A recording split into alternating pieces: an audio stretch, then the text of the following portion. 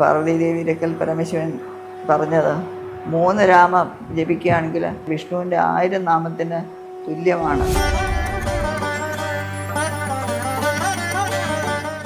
രാമ രാമ രാമേതി രമേ രാമേ മനോരമേ സഹസ്രനാമ തത്തുല്യം രാമനാമവരാനെ.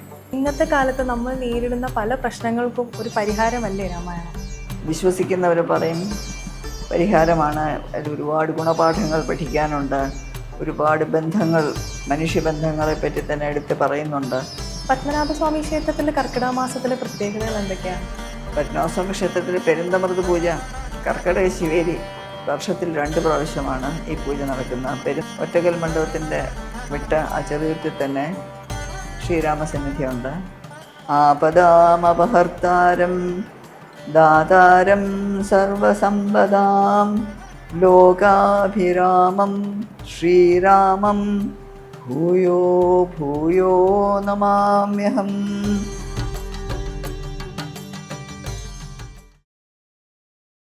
നമസ്കാരം.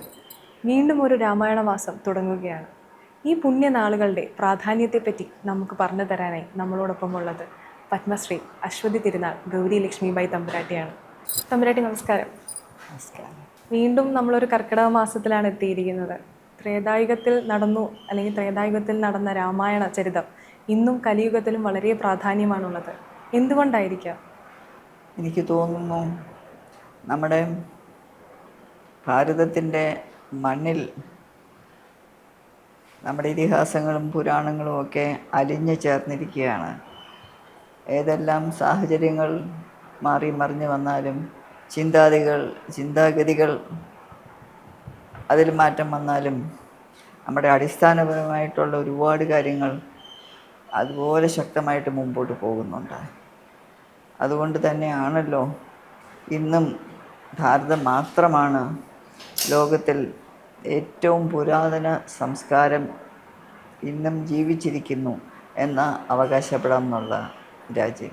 രാമായണം എന്ന് പറയുന്നത് ഒരു റിയൽ ലൈഫ് ലെസൺ ആയിട്ടാണ് നമുക്ക് കാണാൻ സാധിക്കുന്നത്. അപ്പോൾ ഇന്നത്തെ കാലത്ത് നമ്മൾ നേരിടുന്ന പല പ്രശ്നങ്ങൾക്കും ഒരു പരിഹാരമല്ലേ രാമായണം? അത് നമ്മളതിനെ എങ്ങനെ വീക്ഷിക്കുന്നു എന്ന് പോലെ ഇരിക്കും. ചിലർ പറയും, വിശ്വസിക്കുന്നവർ പറയും പരിഹാരമാണ്. അതിൽ ഒരുപാട് ഗുണപാഠങ്ങൾ പഠിക്കാനുണ്ട്. ഒരുപാട് ബന്ധങ്ങൾ, മനുഷ്യബന്ധങ്ങളെ പറ്റി തന്നെ എടുത്ത് പറയുന്നുണ്ട്. അച്ഛനും അമ്മയും ഭർത്താവും ഭാര്യയും സഹോദരങ്ങൾ തമ്മിൽ, ആശ്രിതന്മാരും യജമാനനും, ശത്രുവും മിത്രവും, മൃഗങ്ങളും മനുഷ്യനും, ഇങ്ങനെയെല്ലാം പറഞ്ഞ് ഒരുപാട് ബന്ധങ്ങളെപ്പറ്റി പറയുന്നുണ്ട്. പിന്നെ ചിലർ പറയും ഇത് പരിഹാരമല്ല, ഇതുകൊണ്ട് എത്ര പ്രശ്നങ്ങളായതുകൊണ്ട് ഉണ്ടായിരിക്കുന്നത്, രാമായണത്തിൽ തന്നെ എത്ര പ്രശ്നങ്ങളാണെന്ന് ചിലർ പറയും. അതെങ്ങനെയാണ് അത് ഓരോരുത്തർ ചിന്തിക്കുന്നതെന്നുള്ള പോലെ ഇരിക്കും. ഒരു എഴുത്തുകാരിയുടെ പെർസ്പെക്റ്റീവിൽ നിന്ന് നോക്കുമ്പോൾ രാമായണം നൽകുന്ന സന്ദേശം എന്താണെന്നാണ് തമ്പുരാട്ടിക്ക് തോന്നിയിട്ടുള്ളത്? ഒരു പഴയ ഒരു കുടുംബത്തിൽ ശ്രീരാമനെയും അല്ലെങ്കിൽ നമ്മുടെ അവതാര പുരുഷന്മാരെയും ഒക്കെ വളരെയധികം ബഹുമാനിച്ചും വളരെയധികം അംഗീകരിച്ചും പറ്റുന്നൊരു വ്യക്തി, അതിലൊരു എഴുത്തുകാരി എന്നുള്ളതിൽ ആ ഒരു നിറം അവിടെ വരുന്നേയില്ല. കർക്കിടക മാസം പണ്ട് ചെറുപ്പകാലത്ത് കൊട്ടാരത്തിലൊക്കെ എങ്ങനെയായിരുന്നു? അന്നും ഇന്നുമൊക്കെ ഒരു വലിയ വ്യത്യാസമൊന്നുമില്ല. രാമായണം, സുന്ദരകാണ്ഡമൊക്കെ അമ്മയൊക്കെ വായിച്ചുകൊണ്ടിരുന്നു. ബാക്കി അങ്ങനെയില്ല. പിന്നെ രാമായണത്തിനെ പറ്റി ഒരുപാട് കേൾക്കുന്നുള്ളത് കൊണ്ട് വേറെ ഒന്നും പ്രത്യേക ഒരു പ്രസക്തി അതിന് കണ്ടിട്ടില്ല. പത്മനാഭസ്വാമി ക്ഷേത്രത്തിൽ ശ്രീരാമസന്നിധി ഉണ്ടല്ലോ, അതിനെപ്പറ്റി ഒന്ന് പറയാമോ? ഉണ്ട്. ചെറുചുറ്റിനകത്ത് തന്നെ ഒറ്റക്കൽ മണ്ഡപത്തിൻ്റെ വിട്ട ആ ചെറുചുറ്റിൽ തന്നെ ശ്രീരാമസന്നിധിയുണ്ട്. ശ്രീരാമനും ലക്ഷ്മണനും സീതയും 2 സെറ്റ് വിഗ്രഹങ്ങളാണ്. ചോള പീരീഡിലാണെന്നാണ് വിശ്വസിക്കപ്പെടുന്നത്. ഒന്ന് രാജകീയ ആഡംബരങ്ങളോടുകൂടിയുള്ള രാമൻ, അവർ 3 പേരും. മറ്റേത് ആഭരണങ്ങളെല്ലാം മാറ്റി വെച്ച്, കിരീടമൊക്കെ മാറ്റി വെച്ച് വനവാസകാലത്തേക്ക് ഉള്ള വിഗ്രഹങ്ങൾ മറ്റേ 3. ഒരു ഉരുളിൻ്റെ മുകളിൽ കൈകെട്ടി വാപൂത്തി നിൽക്കുന്ന ഹനുമാൻ സ്വാമിയും, വേറൊരു പീഠത്തിൽ ഗണപതിയുമുണ്ട്. പത്മനാഭസ്വാമി ക്ഷേത്രത്തിൽ കർക്കിടക മാസത്തിലെ പ്രത്യേകതകൾ എന്തൊക്കെയാണ്? പത്മനാഭസ്വാമി ക്ഷേത്രത്തിൽ പെരുന്തമൃത് പൂജ, കർക്കിടക ശിവേലി, അയനം മാറുന്നു. അത് ഇപ്പോൾ ഇന്നത്തോടുകൂടി അയനം മാറുകയാണല്ലോ, ഉത്തരായണത്തിൽ നിന്നും ദക്ഷിണായനമായി മാറുകയാണ്. അപ്പം സംക്രമത്തിൻ്റെ ആ ശിവേലിയോടുകൂടി ഇനിയിപ്പം അയനം മാറും, ദക്ഷിണായനമായി. പിന്നെ ഇപ്പം നാളെയാണ് ഇപ്രാവശ്യം, ഓരോ പ്രാവശ്യം അത് മാറും, ദിവസങ്ങൾ മാറും. പക്ഷേ ഇപ്പം നാളെയാണ് ഇപ്രാവശ്യം ഇക്കൊല്ലം പെരുന്തമൃത് പൂജ. അത് വലിയൊരു സംഭവമാണ്. വർഷത്തിൽ 2 പ്രാവശ്യമാണ് ഈ പൂജ നടക്കുന്നത്. പെരുന്തമൃത് പൂജ, പെരിയ അമൃതേയത്ത് പൂജ, അതാണ് പെരുന്തമൃത് പൂജയായി മാറുന്നത്. പെരിയ വലിയ അമൃതേയത്ത് ഭക്ഷണം, അതിൻ്റെ പ്രത്യേകത ഒരുപാട് വിഭവങ്ങളുണ്ട്.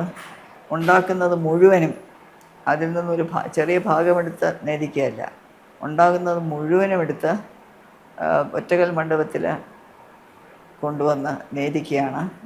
വളരെ വിശേഷപ്പെട്ട രത്നപ്പായസമുണ്ട്, 5 പായസമുണ്ട്. അതിൽ ഏറ്റവും വിശേഷപ്പെട്ട രത്നപ്പായസമാണ്. വലിയൊരു സ്വർണ്ണ കുട്ടുകത്തിൽ, വലിയ കുട്ടുകമാണ്, അതിൻ്റെ ചെവി തന്നെ എത്ര വലിപ്പമുണ്ട്, സ്വർണ്ണ ചെവി, ഇങ്ങനെ പിടിച്ചെടുക്കാനായിട്ട്. അതിൽ രത്നപ്പായസം നേദിക്കും. ഒരുപാട് പഴക്കമുള്ള നമ്മുടെ പഴയ രേഖകളിലും ഏടുകളിലുമൊക്കെ ഈ പെരുന്തമൃത് പൂജയെപ്പറ്റി പറയുന്നുണ്ട്. ഉമയമ്മ റാണിയുടെ കാലത്ത്, ഉമയമ്മ റാണി മാർത്താണ്ഡവർമ്മ മഹാരാജാവ് തിരുമനസ് തന്നെ 1700s, അവിടത്തേക്കൊരു 200 കൊല്ലം മുമ്പ് പിടിക്കാൻ വേണമെങ്കിൽ ആ കാലത്തെയൊക്കെ ഏടുകളിലൊക്കെ ഈ പെരുന്തമൃത് പൂജയെപ്പറ്റി പറയുന്നുണ്ട്. അതും കർക്കിടക മാസത്തിൽ തന്നെയാണ്. ഇപ്പോൾ ഇന്ന് ഡിജിറ്റൽ യുഗമാണല്ലോ. ഇന്നത്തെ തലമുറയിലെ കുട്ടികളെല്ലാം ഇൻസ്റ്റാഗ്രാമും ഫേസ്ബുക്കും ഇതുപോലെ സോഷ്യൽ മീഡിയകളാണ് കൂടുതലും ഉപയോഗിക്കുന്നത്. അവർ നമ്മുടെ സനാതന ധർമ്മത്തിലേക്ക് മടങ്ങി വരണമെന്നും രാമായണത്തിൻ്റെ പ്രാധാന്യം അറിയണമെന്നും തോന്നിയിട്ടില്ലേ? വളരെ ഉണ്ട്. ചിലർ വരുന്നുണ്ട് ഈ ഡിജിറ്റൽ മീഡിയയിൽ കൂടെ തന്നെ. ചിലപ്പോൾ കൂടുതലും രാമായണം എത്തിക്കാൻ സാധിക്കുമായിരിക്കാം. പക്ഷേ ഡിജിറ്റൽ മീഡിയ എന്നൊക്കെ പറയുമ്പോൾ എവിടെ പോയി നമ്മൾ നിൽക്കാൻ പോകുന്നു എന്നുള്ളത് അറിയാൻ വയ്യ. ഇപ്പോൾ ഓരോന്ന് സൃഷ്ടിക്കുകയാണ്, അല്ലെങ്കിൽ ആർട്ടിഫിഷ്യൽ ഇൻ്റലിജൻസ് എന്ന് പറഞ്ഞൊരു സംഭവം, അതിൻ്റെതായിട്ടുള്ള ചെറിയ ഗുണങ്ങൾ കാണുമായിരിക്കാം. പ്രത്യേകിച്ചും ഹെൽത്ത്, ആരോഗ്യ മേഖലയിലൊക്കെ പക്ഷേ അതിനെ അത്ര ശക്തമായിട്ട് കൺട്രോൾ ചെയ്തില്ലെങ്കിൽ കുറച്ച് വർഷം കഴിയുമ്പോൾ മനുഷ്യനല്ലാതെ ആവും. ഈ ആർട്ടിഫിഷ്യൽ ഇൻ്റലിജൻസ് ആയിരിക്കും നമ്മളെ ഭരിക്കുന്നത്. നമുക്ക് നമ്മുടേതായിട്ടുള്ള കഴിവും കെൽപ്പും എല്ലാം മാറി കുറച്ച് കഴിയുമ്പോൾ നമ്മുടെ ചിന്ത പോലും എങ്ങനെ ചിന്തിക്കണം എന്ന് ആർട്ടിഫിഷ്യൽ ഇൻ്റലിജൻസ് പറയും. അങ്ങനെ നമ്മൾ മനുഷ്യൻ എന്നുള്ളതിന് പകരം വേറെ എന്തോന്നൊരു ബ്രീഡായിട്ട് മാറുമോ എന്ന് വലിയൊരു പേടിയുണ്ട്. തമ്പുരാട്ടിക്ക് രാമായണത്തിൽ വളരെ ഇഷ്ടം തോന്നിയത് അല്ലെങ്കിൽ കൗതുകം തോന്നിയ ഒരു കഥാപാത്രം ഏതാണ്? എനിക്ക് പല കഥാപാത്രങ്ങളും എനിക്ക് ഇഷ്ടമുണ്ട്. വിഭീഷണനെ ഇഷ്ടമുണ്ട്. ശ്രീരാമൻ്റെ കാര്യം എടുത്ത് പറഞ്ഞിട്ട് കാര്യമില്ലല്ലോ. That's a main central figure. ശ്രീരാമൻ്റെ അല്ലാതെ ഹനുമാൻ സ്വാമി, വിഭീഷണൻ,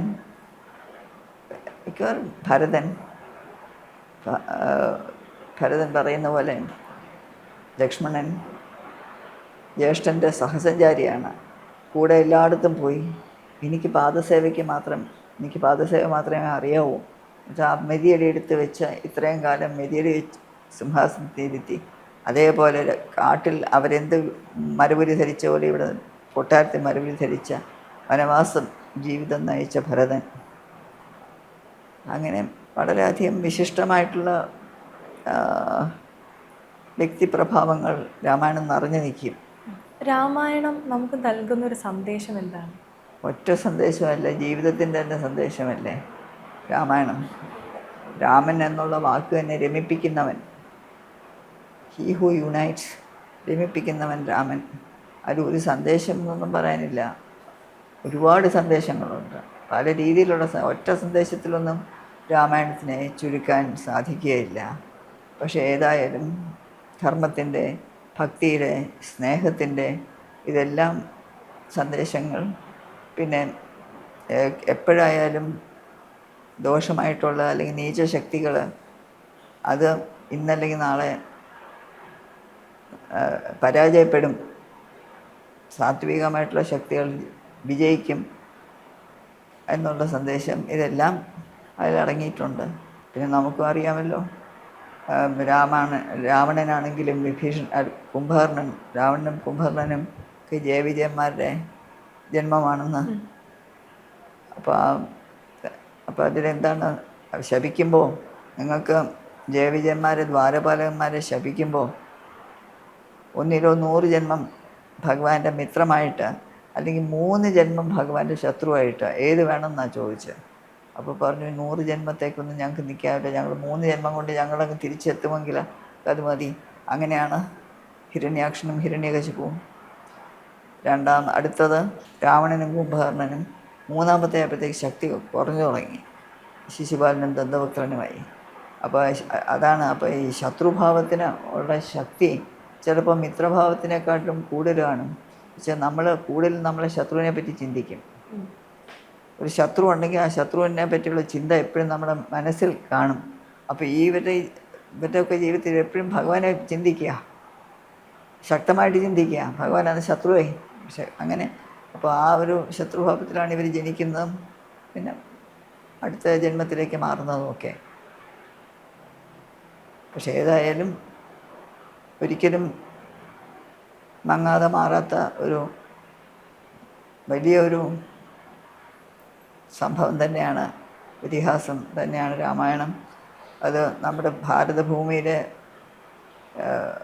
അതിർത്തിയൊക്കെ കടന്ന് പല സ്ഥലത്തും പോയിട്ടുണ്ട്. ബാലിയിലും ഇന്തോനേഷ്യയിലും അങ്ങനെ പല സ്ഥലങ്ങളിലും രാമായണം എത്തിച്ചേർന്നിട്ടുണ്ട്. തമ്പുരാട്ടി, രാമായണത്തിലെ സ്ത്രീ കഥാപാത്രങ്ങളുടെ പ്രാധാന്യത്തെ പറ്റി ഒന്ന് പറഞ്ഞു തരാമോ? ദശരഥൻ്റെ 3 ഭാര്യമാർ, പിന്നെ മന്ധര എന്നൊരു വേറൊരു വ്യക്തി, പിന്നെ സീതാദേവി തന്നെ, പിന്നെ ഊർമിളയെ പറ്റി അധികം പറയുന്നില്ലെങ്കിൽ ഊർമിള വളരെ ശക്തമായ ഒരു കഥാപാത്രമാണ്. മണ്ഡോദരി വരുന്നു, താര വരുന്നു, ഇങ്ങനെ പറഞ്ഞ പല കഥാപാത്രങ്ങളും. ഒരു ലങ്കാലക്ഷ്മിയുണ്ട്, അതിനിടയ്ക്ക് സുരസയുണ്ട്, ഇങ്ങനെ പറഞ്ഞ് അനവധി. പിന്നെ താടക, ശൂർപ്പണക, കഥ മണ്ഡോദരി ഞാൻ പറഞ്ഞു എന്ന് തോന്നുന്നു. അപ്പോൾ അങ്ങനെ ഒരുപാട് കഥാപാത്രങ്ങളുണ്ട്, ഇല്ലെന്ന് പറയാനൊക്കെയില്ല. പിന്നെ വലിയൊരു ഇതിഹാസമാവുമ്പോൾ അതൊക്കെ കുറേ ഒരുപാട് രണ്ടെല്ലാം വരും.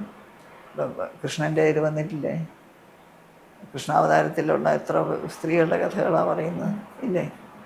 അപ്പം അങ്ങനെ വരുമ്പോൾ കൂടുതൽ ലേറ്റർ അവതാരങ്ങളിലാണ് ഇവർ കൂടുതൽ കഥാപാത്രങ്ങളും എല്ലാം.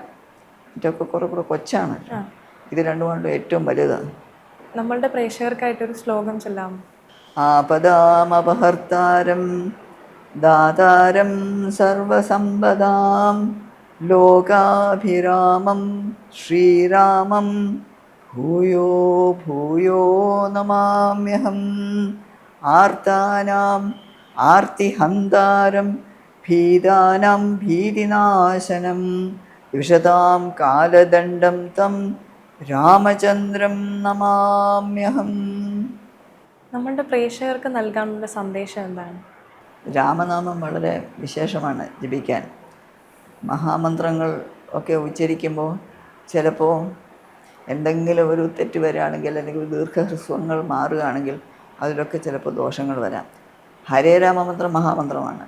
കലികാലത്തിലെ ഏറ്റവും പ്രധാനമായ, ഏറ്റവും ഉചിതമായ മന്ത്രമാണ് ഹരേ രാമമന്ത്രം. പക്ഷെ അത് മഹാമന്ത്രം തന്നെയാണ്. ഇപ്പം ഇനി അതുമില്ലാതെ വെറുതെ രാമ ജപിച്ചാലും അത് വളരെ കോടി പുണ്യം എന്ന് പറയാം. അതാണല്ലോ പാർവതീദേവിയിലേക്കൽ പരമശിവൻ പറഞ്ഞത്, 3 രാമ ജപിക്കുകയാണെങ്കിൽ 1000 നാമം, സഹസ്രനാമത്തിൻ്റെ, വിഷ്ണുവിൻ്റെ 1000 നാമത്തിന് തുല്യമാണ്. രാമ രാമ രമേതി രമേ രാമേ മനോരമേ സഹസ്രനാമ തത്തുല്യം രാമനാമ വരാനെ. അപ്പം അത്ര ഇതാണ് രാമശബ്ദത്തിൻ്റെ ശക്തി. അപ്പോൾ ആ രാമശബ്ദം ഈ പുണ്യകർക്കിടക മാസത്തിൽ എല്ലായിടത്തും മുഴങ്ങി നിൽക്കട്ടെ. അതിലൂടെ ആളുകൾക്ക് കുറേ കൂടെ ഊർജവും സമാധാനവും സന്മനസ്സും സംതൃപ്തിയും ഒക്കെ ഉണ്ടാകട്ടെ എന്ന് ഞാൻ ആഗ്രഹിക്കുന്നു, പ്രാർത്ഥിക്കുന്നു.